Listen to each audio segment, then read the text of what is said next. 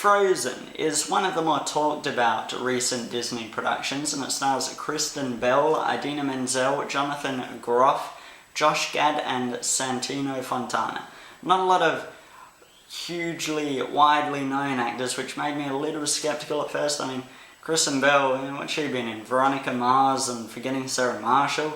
And had anyone actually heard of Idina Menzel before Frozen came out? I'd be surprised if you did. And it's directed by Chris Buck and Jennifer Lee. When Queen Elsa, voiced by Menzel, accidentally uses her powers to make eternal winter befall the kingdom of Arendelle, her sister Anna, voiced by Belle, goes in search for her with the help of a mountain man, Kristoff, voiced by Jonathan Groff, and a snowman that Elsa and Anna made as kids named Olaf, and he's voiced by Josh Gad. So yes, this is a hugely talked about film, and it's hailed by both critics and audiences, which made me in equal parts want to see it, but also made me very conscious that it could just be an overrated bandwagon. But I wouldn't consider it a bandwagon, because it's a good film. It's a very Disney-like premise, but it's not too confined just to the young girls in the audience. It's always watchable for anyone. The characters are funny and charming, and there's really no distinctive antagonist in the film, and if there is, it's the person you really probably wouldn't expect.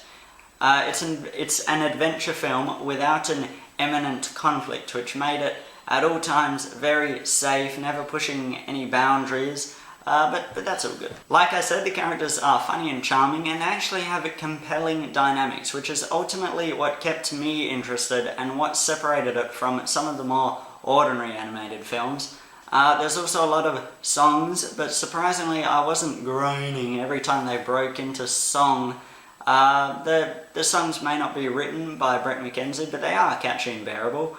Let It Go's decent, and another song performed by Trolls about a potential romance between Anna and Kristoff was hilarious. It was a really well written song. Another thing I noticed is that all the characters' names aren't from like an English background. Frozen is actually based on a short story, a Danish short story, by the author Hans Christian Andersen.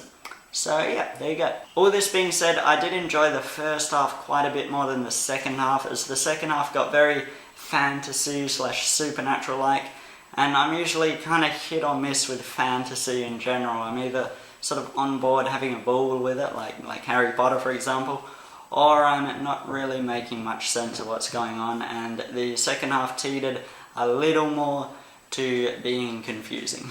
There's my thoughts on Frozen, guys. Yeah, I was surprised by how not overrated it is. It's definitely an above average animated film, and some of the better work from Disney in recent years.